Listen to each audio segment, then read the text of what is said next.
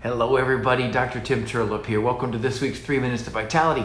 And this is going to be part 2 of indoor air quality. Remember, the EPA has said that indoor air quality can be anywhere between 2 to 5 times more polluted than outdoor air. Oh my God, right? And it's quite a problem. So how do we actually help to clean that up? Because most Americans now are spending 90% of our time indoors, 10% outdoors with significant insulation. So every little thing we do will create problems. So what are some of the stuff that we can do to improve that air quality quickly and actually pretty easily? Well, the first thing we want to look at is paints and glues. All right, so when we paint the walls in the house, we paint the baseboards, we paint anything, a piece of furniture, etc.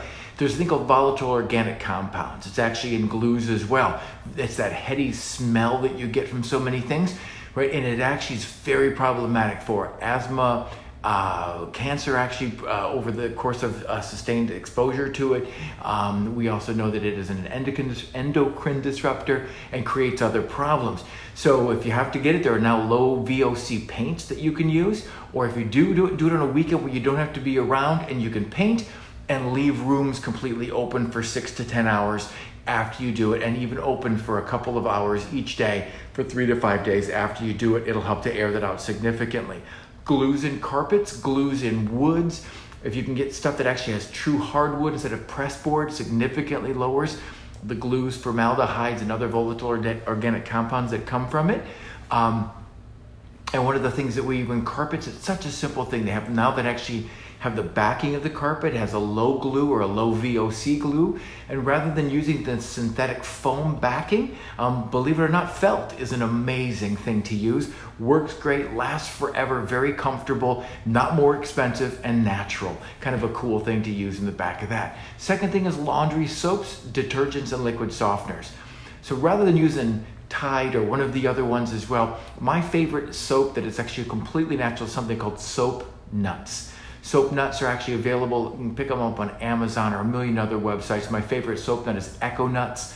It literally is a nut that grows off a tree. You put 5 to 7 of these nuts in a little fabric bag, throw them in, takes the place of all soap. There's actually these things, they have a thing called saponins in them that sound like soap, because it is, right? That works as a fancy thing called a surfactant that actually loosens up the ability of dirt and water to adhere, and the dirt comes off the clothes. Your clothes will smell like nothing, right? They're just fresh and clean. The shirt I'm wearing right now was washed in soap nuts.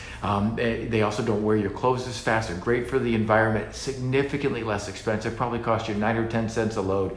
5 to 7 nuts last anywhere from, I think, 4 to 7 loads, if I remember correctly, at home. A long time. After about 3 or 4 loads, we take them and smoosh them up a little bit in the bag so you get more life out of them. Last forever. For dryer sheets or liquid softeners, don't use them. There's actually stuff in those that actually, once they become airborne particles, the EPA actually classifies them as carcinogens. When they're in the sheets, they're not carcinogens for some reason, but when they get airborne, they're actually qualified as carcinogens. Not good stuff. Believe it, you can buy them online, a natural wool ball. Sounds crazy, but wool's resistant to water, doesn't mold, brings down static cling, and softens the clothes. They're these wool balls, and you just throw them in, a 3 of those in with the laundry. They take the place of that. Use soap nuts with that. Your clothes will have no static cling, be soft, and smell amazingly fresh. So that's just a simple thing there. Pesticides around the house, trying to keep down the bugs and that sort of stuff. Don't do it in the house.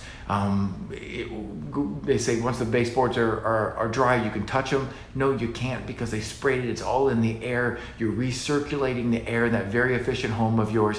If you need to do it, use a granular around the perimeter of the house.